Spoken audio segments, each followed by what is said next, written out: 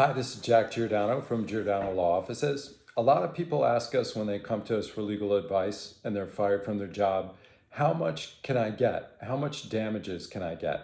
So there are basically 5 categories of damages, and I want to talk to you about it generally. I'm not giving you particular legal advice. If you need legal advice for your particular case, obviously speak to a lawyer. But I want to just generally talk to you about these categories. So first of all, there's lost wages. That's one big category. Secondly, there's pain and suffering or emotional distress damages. Thirdly, there's attorney's fees.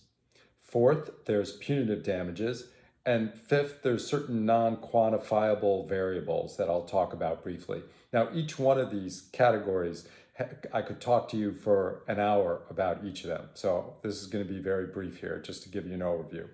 In the first category, lost wages, we're going to look at how much money you were making at your job. So if you're making $200,000 at your job and you're unable to get a job, even though you're trying to get a job for a year, obviously your damages, your lost wages damages are going to be $200,000 in addition to any other benefits that you would have received had you been employed and not wrongfully terminated.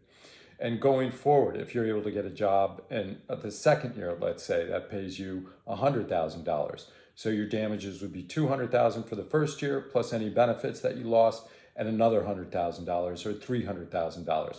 We're going to assess that all the way up to the verdict or decision of an arbitrator.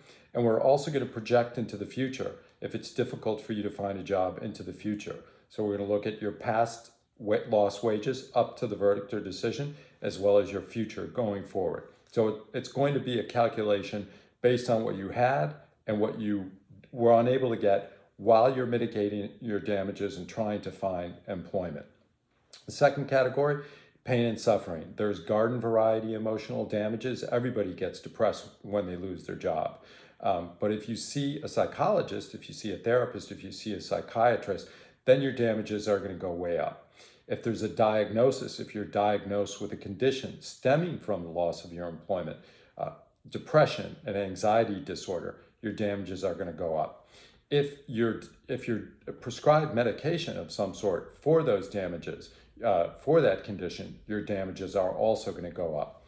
The next category of damages is attorney's fees. A lot of statutes in this area of law, in particular employment discrimination, federal, state, and here in New York City, municipal regulations allow for fee shifting. So if we're successful in your case, we'll be also able to obtain attorney's fees under the relevant statutes. The next category of damages, as I said, were punitive damages. Unlike the compensatory damages, which are designed to make you whole, punitive damages are designed to punish the wrongdoer. And for particular egregious conduct, there may be an assessment of punitive damages. How much will that be? It can't be an outlandish amount, but it will be based on the misconduct in question, and it'll be determined by a judge as to what's ultimately appropriate. First a jury, and then a judge reviewing that decision. The final non-quantifiable category looks at certain factors such as whether the company has insurance covering this type of misconduct or the wrongful termination.